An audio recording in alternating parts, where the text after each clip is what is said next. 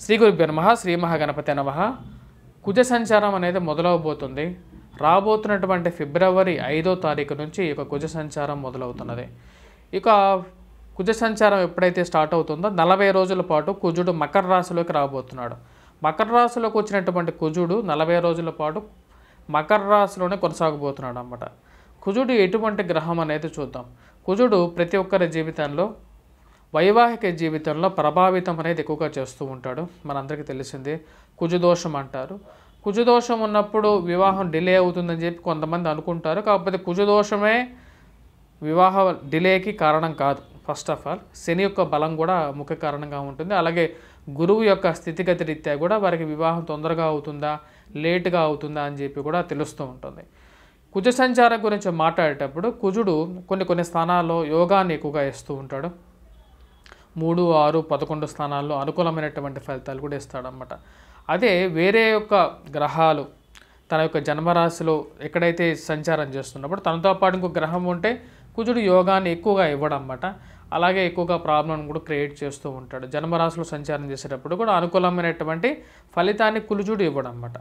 అలాగే కుజుడు గురించి మాట్లాడితే కుజుడు చాలా కోపమైనటువంటి గ్రహం. అలాగే రజోగుణ కారకుడు అన్నమాట. అంటే ప్రేమకితో పాటు ఈర్ష్య ద్వేషాలకి గల కారకుడుగా కూడా తయారవుతాడు.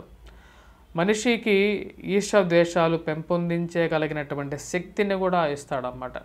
అలాగే కుజుడు మంచి స్థానంలో ఉన్నప్పుడు చాలా మంచి స్థాయిలోకి తీసుకెళ్తాడు. ముఖ్యంగా ల్యాండ్ రిలేటెడ్ ఇన్వెస్ట్మెంట్స్లో కానీ లేకుండా బిజినెస్గా డెవలప్ అవడానికి కానీ కుజుడు చాలా యోగకారకుడు అన్నమాట. అంటే ఎవరికైతే కుజుడు మంచి స్థానంలో ఉంటే వాళ్ళకి రాజకీయ భవిష్యత్ అనేది చాలా ఎక్కువగా ఉంటుంది. ఇప్పుడు ఉన్నటువంటి రాజకీయ నాయకులు మనం చూసినట్లయితే వారి యొక్క ఆహార్యం చూస్తేనే మనం చెప్పేయచ్చు అన్నమాట. వీరు కుజుడి యొక్క ప్రభావం ఉందా లేకంటే రవి యొక్క ప్రభావం ఉందా అనేది కూడా చెప్పవచ్చు. కుజుడు రవి వీళ్ళిద్దరూ మేజర్ 2 ప్లానెట్స్ అన్నమాట. వీళ్ళిద్దరూ మంచి స్థానంలో ఉన్నప్పుడు రాజకీయ భవిష్యత్ అనేది చాలామందికి చాలా అనుకూలమైనటువంటి ఫలితాలను కూడా ఇవ్వగలుగుతుంది అన్నమాట. ఇప్పుడు నడుస్తున్నటువంటి కుజ సంచారం గురించి మనం మాట్లాడదాం. ఇప్పుడు ధనస్సు రాశిలో ఇప్పుడు ఉన్నటువంటి గ్రహస్థితి మనం చూద్దాం. గురువు ఇప్పుడు మేషంలో గురు సంచారం అనేది ఉంది. అలాగే రాహువు వచ్చేటప్పటికి మనం చూసినట్లయితే మీనంలో రాహువు, మరి దాని నుంచి సప్తమంలో అంటే కన్యలో కేతువు, బుధుడు వృశ్చికలో, శుక్రుడు వచ్చేటప్పటికి మనం చూసినట్లయితే ధనస్సులో ఉన్నాడు అన్నమాట.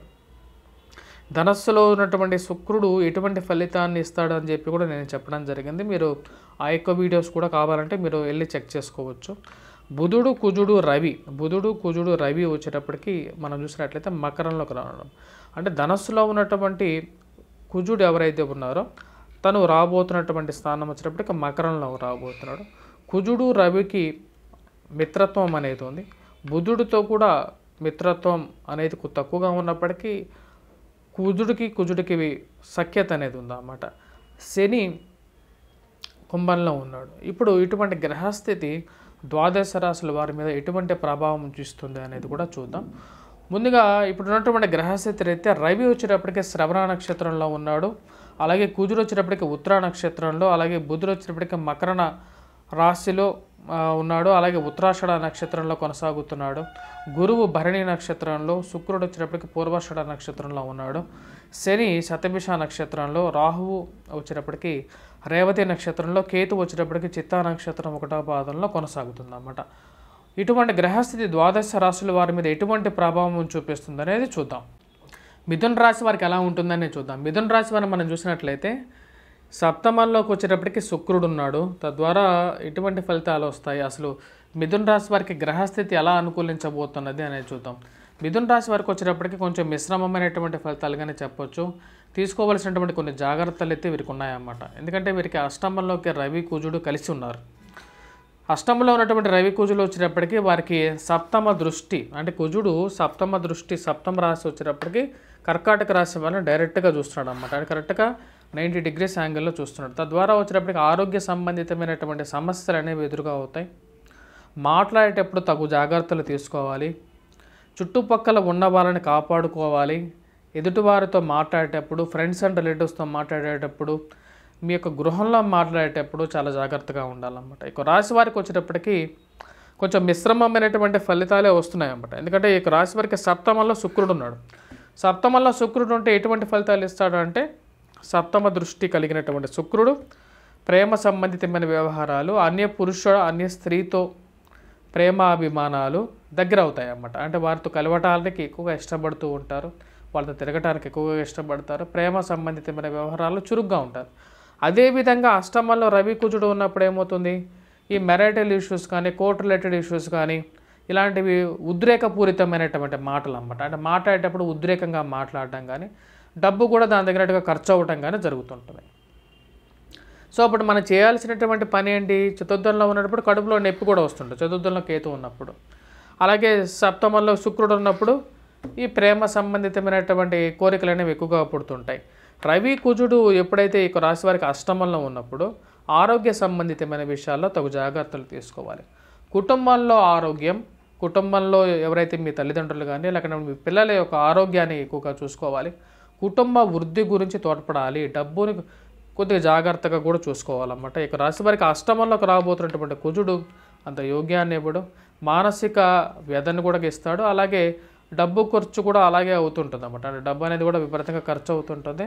ఎందుకంటే భాగ్యస్థానంలోకి మారబోతున్నాడు రవి, ఫిబ్రవరిలో కూడా మారబోతున్నాడు అన్నమాట. ఫిబ్రవరి 15వ తారీఖు తర్వాత మారబోతున్నప్పుడు ఈ యొక్క ప్రభావం అనేది వీరి మీద కొద్దిగా ఎక్కువగా ఉంటుందన్నమాట. సో ఎదుటివారితో జాగ్రత్తగా మాట్లాడాలి అనేది ఒక ముఖ్యమైన సూచనగా చెప్పడం జరుగుతుంది. మాట్లాడేటప్పుడు తగు జాగ్రత్తలు తీసుకోవాలి, తద్వారా వచ్చేటప్పటికి వీరికి అనుకూలమైనటువంటి ఫలితాలు పొందగలుగుతారు. ఈ యొక్క రాశిలో ఉన్నటువంటి వ్యాపారస్తులు ముఖ్యంగా వచ్చేటప్పటికి మరి స్పెక్యులేషన్స్లో, స్టాక్ మార్కెట్లో ఇన్వెస్ట్మెంట్ చేసేవారు కూడా తగు జాగ్రత్తలు తీసుకొని ముందుకు వెళ్తే డబ్బు అనేది నిలుస్తుంది అన్నమాట.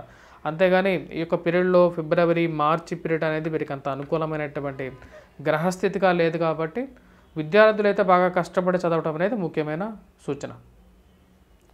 కుజ సంచారం అనేది ఇప్పుడు ఒక్కొక్క రాశికి అనుకూలంగా ఉంటుంది, కొన్ని రాశులకు అనుకూలంగా కూడా ఉండదు అన్నమాట. అనుకూలంగా లేనటువంటి రాశులు ఎటువంటి పరిహారాలు చేసుకోవాలి అనేది చూద్దాం. ముఖ్యంగా వచ్చేటప్పటికి కుజుడు కొన్ని స్థానాలను యోగిస్తాడు. కాబట్టి కుజుడు యోగాన్ని సరిగా ఇవ్వనప్పుడు కుజగ్రహ ఆరాధన, మంత్రజపం అనేది చేసుకోవాలి. ముఖ్యంగా వచ్చేటప్పటికి ఎటువంటి ధారణ చేసుకోవాలి అంటే కుజగ్రహ శ్లోకాన్ని పఠించడం, నవగ్రహాల్లో కుజగ్రహ శ్లోకాన్ని పఠించవచ్చు, అమ్మవారిని పూజించవచ్చు, దుర్గాదేవిని పూజిస్తే రాహుగ్రహ ప్రభావం నుంచి బయటికి రావటం అనేది జరుగుతుంటుంది. అలాగే మనం సుబ్రహ్మణ్యేశ్వర స్వామి ఆరాధన చేసినట్లయితే అనుకూలమైనటువంటి ఫలితాలు పొందగలుగుతారు. అలాగే మనం హనుమంతుడికి పెట్టినటువంటి సింధూరాన్ని ధరించినట్లయితే మనకు ఈ యొక్క కుజగ్రహ నుంచి విముక్తి పొందడం అనేది జరుగుతుంది అన్నమాట. మంగళవారం పూట రెడ్ కలర్ డ్రెస్ అనేది కూడా అనుకూలించే విధంగా కూడా ఉంటుంది. ఇవి ఆరోగ్యరీత్యా కూడా అనుకూలించే విధంగా ఉంటుంది అన్నమాట. కుజుడు సరిగా లేనప్పుడు వివాహ ప్రయత్న సంబంధితమైన విహారాలు కూడా అంతగా అనుకూలించవు అన్నమాట. కాబట్టి ఈ యొక్క పరిహారాలు చేసుకోండి. స్వస్తి. Please do subscribe and share.